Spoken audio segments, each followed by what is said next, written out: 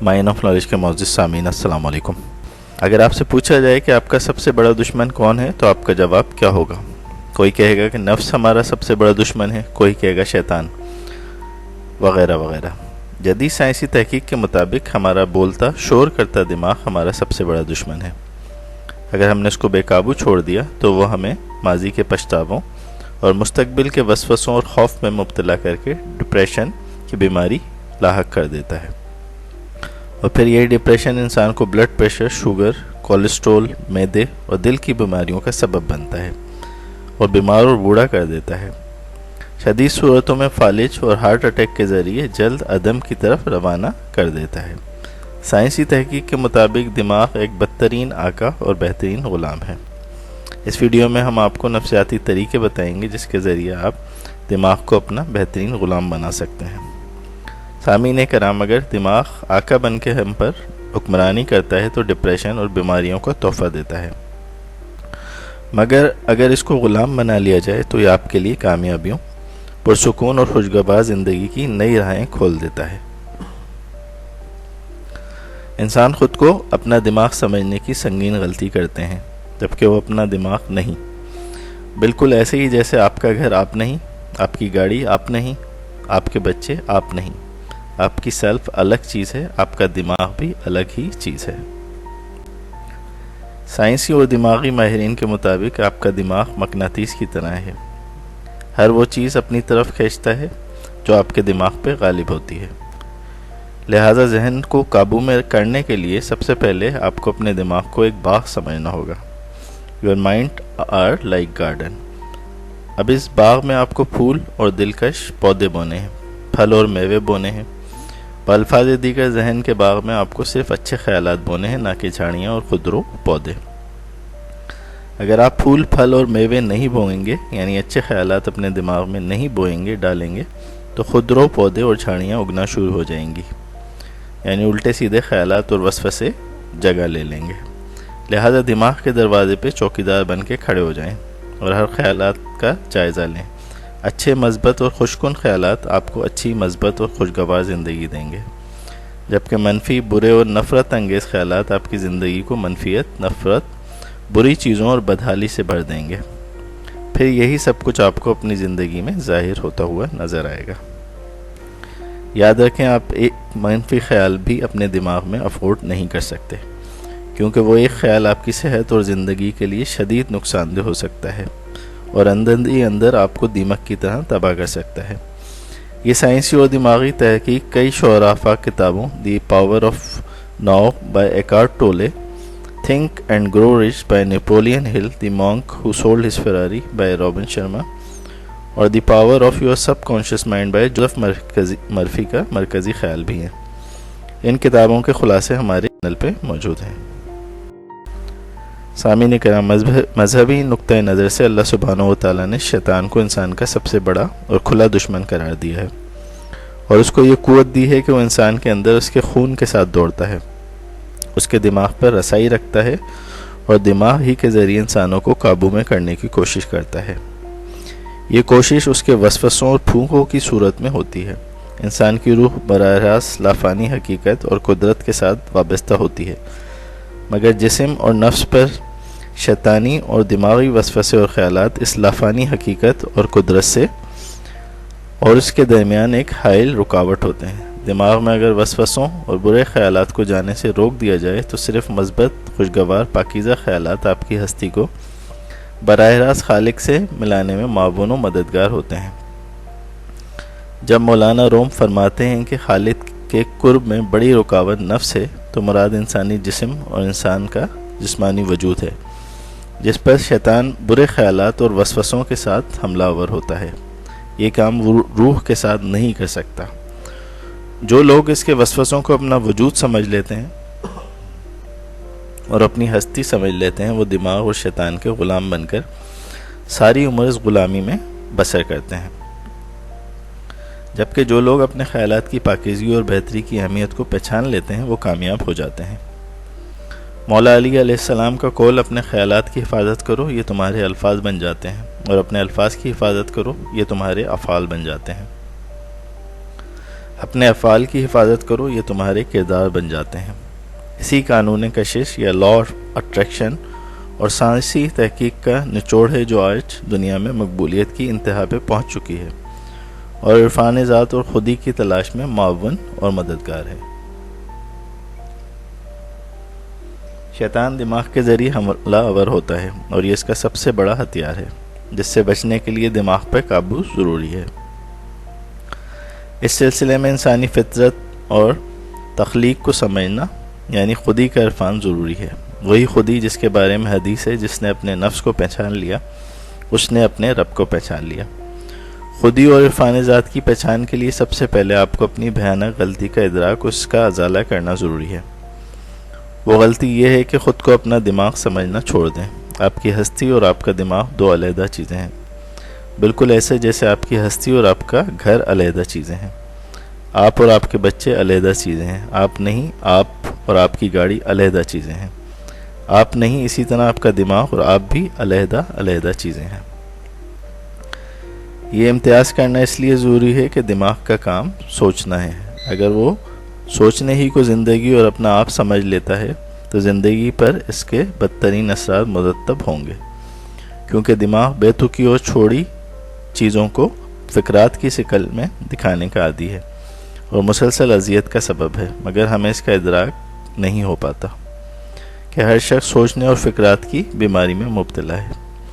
یہ بلا تعطل دماغی شور آپ کو سکون اور اندرونی سکوت پانے سے روکتا ہے، جو آپ کی اصل ہستی کا خاصہ ہے۔ آپ کا اصل آپ کی روح ہے جو فطرت سے ہم آہنگ ہے، پرسکون ہے، اطمینان بخش ہے۔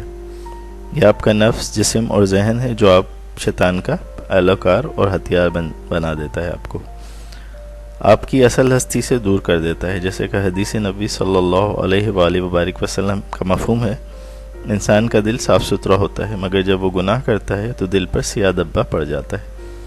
انسان گناہ کرتا رہتا ہے اور سیاہ دھبے دل پہ پڑتے رہتے ہیں، یہاں تک کہ انسان کا دل سیاہ ہو جاتا ہے اور پھر اس کے گناہوں کے سبب وہ ہدایت سے اندھا بہرا گونگا ہو جاتا ہے، یہاں تک کہ تائب نہ ہو جائے۔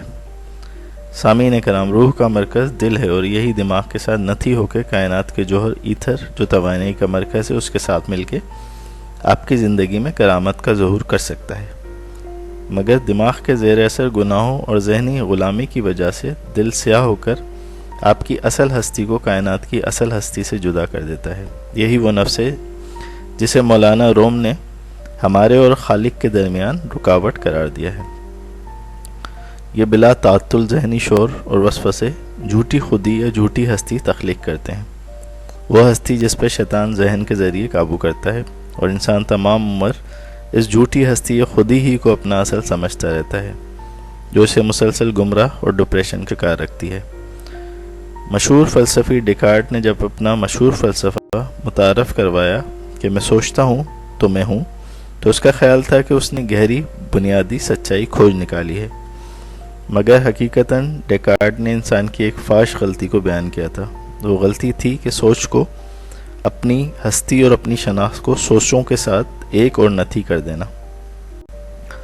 سوچوں کا عادی شخص مسلسل فکرات، مسائل اور پیچیدگی زندگی میں مبتلا رہتا ہے۔ ایسی دنیا جو منتشر ذہن کی عکاس ہے اور ذہن کا انتشار مسلسل پھیل رہا ہوتا ہے۔ روحانی بیداری یا انلائٹمنٹ وہ واحد ہونے کی کیفیت ہے اور یہی پرسکون کیفیت ہے جہاں زندگی ہے، سکون ہے، سکوت ہے، انتظار ہے اور پریشانی نہیں۔ جب آپ ایک سمندر کے قطرے کے طور پر سمندر سے منسلک ہو جاتے ہیں تو یہی ہولنس یا واحد ہو جانا، جسے صوفیہ وحدت الوجود کہتے ہیں، جس میں زندگی کی وحدت ہے، اظہار کی وحدت ہے، کائنات کی وحدت ہے، انسان کے اندر اور باہر کی وحدت ہے۔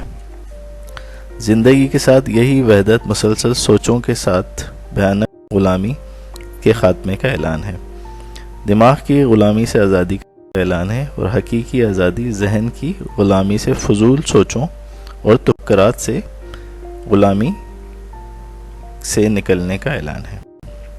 مسئلہ یہ نہیں ہے کہ آپ دماغ کو غلط استعمال کر رہے ہیں، اصل مسئلہ یہ ہے کہ ذہن آپ کو استعمال کر رہا ہے اپنی غلامی کے لیے۔ یہی بیماری ہے کہ آپ یہ بات مان رہے ہیں کہ آپ دماغ ہیں جو سراب ہے، افریہ ہے، جس نے آپ پہ قابو پا رکھا ہے۔ اسے یوں سمجھیں کہ اگر کوئی شخص ڈاکٹر کے پاس آئے اور کہے مجھے اپنے سر میں مختلف آوازیں سنائی دیتی ہیں، یعنی میرا ذہن بولتا ہے، تو ڈاکٹر اسے ماہر نفسیات کو دکھانے کا مشورہ دے گا۔ مگر کیا یہ حقیقت نہیں کہ ہم میں سے ہر ایک ذہن میں سوچوں کی صورت میں ذہن کی آوازیں سنتا اور محسوس کرتا ہے؟ مگر ہم یہ نہیں جانتے کہ اس غیر فطری عمل کو روکا بھی جا سکتا ہے۔ ایک مسلسل مکالمہ دماغ میں چلتا ہے۔ کیا آپ نے گلیوں میں گھومتے لوگوں کو دیکھا ہے جن کا ذہنی توازن درست نہیں، جو پاگل کہلاتے ہیں؟ یہ مسلسل بولتے ہیں، خود سے یا خلائی مخلوق سے باتیں کرتے نظر آتے ہیں، مگر کیا یہی کام ہر آدمی نہیں کر رہا؟ فرق صرف اتنا ہے کہ یہ اونچی آواز میں نہیں بولتے۔ ہمارے ذہن ہر وقت یہی آوازیں لگاتے ہیں، یہ ایسا ہے، وہ ایسا ہے، اس نے یہ کہہ دیا، اس نے یہ کہہ دیا، دوسروں پہ تبصرے، آرائیں، لوگوں سے تقابل، شکایتیں، شکوے، ناپسند اور جانے کیا کیا، جو ہمارے ذہنوں میں مسلسل چل رہا ہوتا ہے، جو دماغ کی دنیا میں اتھل پتھل مچا رہے ہوتے ہیں۔ یہ وہی کچھ تو ہے جو زبان تک نہیں آ رہا ہوتا، یہ وہی شور ہے، ذہنی شور۔ کبھی یہ آواز ماضی کے واقعات کی بازگشت ہوتی ہے جس سے خوشی یا غم کا احساس پیدا ہوتا ہے، تو کبھی یہ ذہنی شور مستقبل کی کسی ممکنہ صورتحال، تجربے یا منصوبے کے گرد گھوم رہا ہوتا ہے، اور عموماً یہ آوازیں منفی نتائج اور برا اثر پیدا کرتی ہیں۔ اسی کو ہم پریشانی اور فکر مندی کہتے ہیں۔ یہی آوازیں اور بولتا دماغ ڈپریشن اور فکرات کا سبب ہے، جو ڈپریشن کی صورت میں موذی بیماریوں کا سبب بنتا ہے اور کچھ صورتوں میں موت تک بھی پہنچا دیتا ہے، ہارٹ اٹیک اور فالج کی صورت میں۔ یہ آپ کو لمحہ موجود یا حال کو بھی ماضی یا مستقبل کے واقعات سے جوڑ کر پریشان رکھتا ہے، اور زمانہ حال کو بھی انجوائے کرنے سے روکتا ہے۔ یہ دماغی شور یا بولتا دماغ آپ کا سب سے بڑا دشمن ہے، جسے ہم اپنے ساتھ لیے ہمہ وقت گھوم رہے ہوتے ہیں۔ اب چونکہ دشمن بہت قریب ہے اور ہر وقت پاس اور اندر ہی ہے، اس لیے یہ بنا وقفے کے مسلسل حملہ آور رہتا ہے اور اپنی قیمتی ترین متاع یعنی قوت حیات کو چوستا رہتا ہے۔ انسانوں کو دکھوں، درد و آلام اور حقیقی بیماریوں کی بھی یہی وجہ ہے اور داستان یہی ہے۔ مگر اچھی خبر یہ ہے کہ آپ اپنے دماغ کی غلامی سے نجات حاصل کر کے اس کے آقا بن سکتے ہیں، اور یوں آپ اپنی قسمت کے آقا اور روح کے کپتان بن سکتے ہیں، ڈیل کارنیگی کے الفاظ میں۔ اس کا آغاز اس طرح سے کریں کہ پہلے اپنے ذہن پہ توجہ دیں کہ کس قسم کے خیالات اس میں پیدا ہوتے ہیں۔ بغور جائزہ لیں، خاص کر جو سوچیں بار بار پیدا ہو رہی ہیں، خاص کر وہ سوچیں جو پرانے گراموفون کی طرح ایک خاص پیٹرن پہ سالوں سے آپ کے دماغ میں چل رہی ہیں۔ دوسرا یہ کہ آپ جب دماغ میں سوچوں، آوازوں اور تصویروں کو ابھرتا ہوا دیکھ رہے ہوں تو عینی شاہد بن کے حاضر باش رہیں۔ انہیں صرف دیکھنا ہے، ان پہ کوئی رائے قائم نہیں کرنی، نہ ملامت کرنا ہے، نہ ان سے بچنے کی کوشش کرنی ہے۔ بس چوکس ہو کے چوکیدار بن کے کھڑے ہو جائیں دماغ کے دروازے پہ۔ کوشش کریں صرف اچھی سوچیں دماغ میں داخل ہوں اور بری سوچوں کی جگہ لے لیں۔ اس سے آپ اپنی ہستی یا بینگ کو اپنے دماغ سے علیحدہ محسوس کرنے کی حالت شعوری میں آ جائیں گے، اور آپ جان سکیں گے کہ یہ آپ ہیں اور یہ آپ کا دماغ ہے۔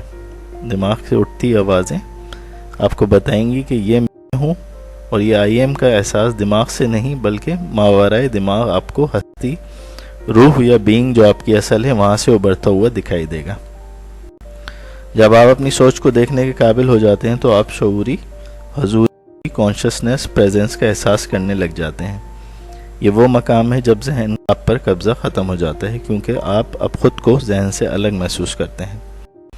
ایک اور طریقہ یہ ہے کہ اپنے دل کی دھڑکن پہ غور کریں، اپنی سانسوں پہ غور کریں، جس جگہ بیٹھیں اس کو محسوس کریں، اپنے ارد گرد کی چیزوں کو محسوس کریں۔ ڈرائیونگ کے دوران خیالوں میں کھوئے رہنے کے بجائے درختوں، آسمان اور قدرت کے مناظر کو محسوس کریں، اپنی الگ بینگ کے احساس کے ساتھ۔ پھر آپ محسوس کریں گے کہ خیالات میں وقفے ہونا ہیں۔ یہ ایک خوشگوار تجربہ جو آپ کو ملے گا، یہ گیپ آف نو مائنڈ کہلاتا ہے، جو آپ کو نو مائنڈ یعنی سکون اور سکوت کی طرف لے جائے گا۔ آپ کو نو مائنڈ تک پہنچنے کے لیے یہی مشقیں مسلسل دہرانی ہوں گی۔ نو مائنڈ کی حالت وہ سکون اور اطمینان اور خوشی کی حالت ہے جو روح اور آپ کی ہستی اور بینگ کے ساتھ وابستہ ہے، وہ حالت جو کائنات اور اس کے جوہر اور اس کے خالق کے ساتھ وابستہ اور واسطہ قائم کرنے والی ہے. یہ حالت جوائے آف بینگ کہلاتی ہے. جتنا الرٹ خیالات کے بارے میں آپ ہوں گے اتنا سکون اور خوشی حاصل ہوگی. جو آپ نو مائنڈ یا لا دماغ کی وسعتوں سے اتریں گے آپ کو شعور کی خوشگوار حالت محسوس ہوگی. یہی وہ مقام ہے جہاں خوف ہے نہ غم ہے. یہ حقیقی آپ ہوں گے. نو مائنڈ تک پہنچنے کا دوسرا طریقہ یہ ہے خود کا لمحہ موجود میں رکھیں، یعنی ماضی اور مستقبل کی فکروں اور پریشانیوں سے بچ کر جو سامنے ہے اس سے محظوظ ہوں. یہ کام صوفی مراقبے کے ذریعے کرتے ہیں جس میں دماغی زبان اور شور کو بند اور شعوری حالت یعنی بینگ کو تیز کیا جاتا ہے. جو کام کریں پوری توجہ سے کریں، مکمل فوکس کے ساتھ بھرپور طریقے سے. گھر یا دفتر پہ چلتے ہوئے سیڑھیاں چڑھتے ہوئے ہر حرکت کو محسوس کریں. ہاتھ دھوئیں تو تمام ادراک کا الرٹ کر دینے والا توجہ رکھیں. پانی کی آواز، صابن کی خوشبو سب محسوس کریں. گاڑی میں اپنی نسوں اور اسٹیئرنگ، سانسوں اور گیئر کی حرکت محسوس کریں. ان مشقوں کے بعد آپ دماغ میں اٹھتی آوازوں، شور اور اس کو بولتا دیکھ کے مسکرائیں گے، جیسے والدین بچوں کو شرارتیں کرتا دیکھ کے مسکراتے ہیں. دماغ کا کام چیزوں کا حل بتانا ہے، نہ کہ مسائل پہ روتے رہنا.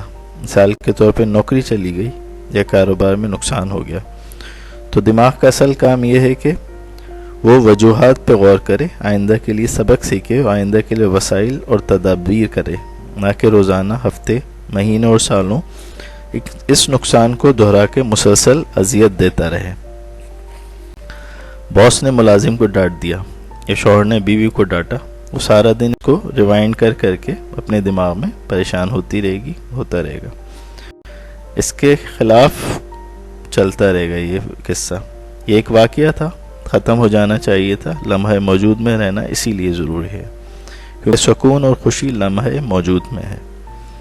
دماغ میں روزانہ 60 سے 80 ہزار خیالات آتے ہیں، مگر 90% خیالات فضول اور قوت حیات کو چوسنے والی ہوتے ہیں، جو ہماری توانائیاں چوس کے اچھے اور تعمیری کاموں کے لیے تھوڑی سنی سنائی باتوں اور تھوڑی بہت توانائی کو بھی چوس لیتے ہیں، اور جو باقی توانائی باقی بچتی ہے وہ نافی ہوتی ہے ہماری ترقی اور یکسوئی کے لیے. اس لیے ہم ناکام ہونا شروع ہو جاتے ہیں اور اپنے بیشتر مقاصد حاصل نہیں کر پاتے. لہذا ذہن کی غلامی سے نجات لازمی ہے.